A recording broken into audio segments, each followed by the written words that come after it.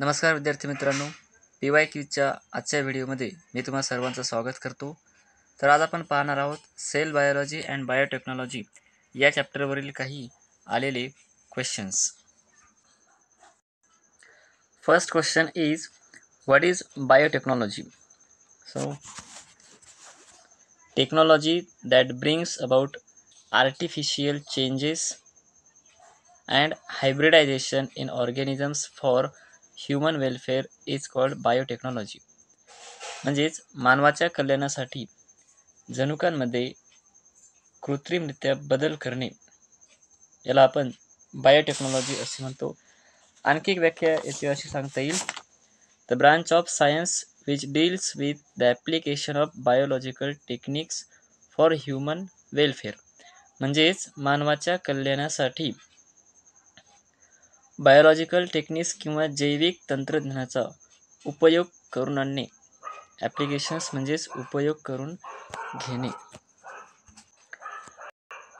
या डेफिनेशनमधील काही keywords artificial genetic changes आणि hybridisation in organisms. Second question, give one commercial use of biotechnology. Answer, genetically modified crops, for example BT cotton, BT brinjal and golden rice.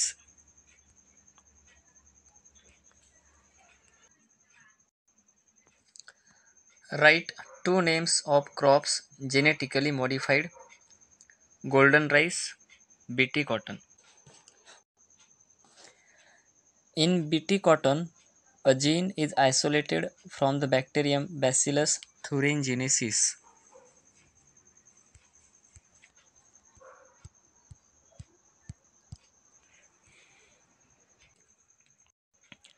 Uses of stem cells. First, regenerative therapy in organ transplantation and in cell therapy.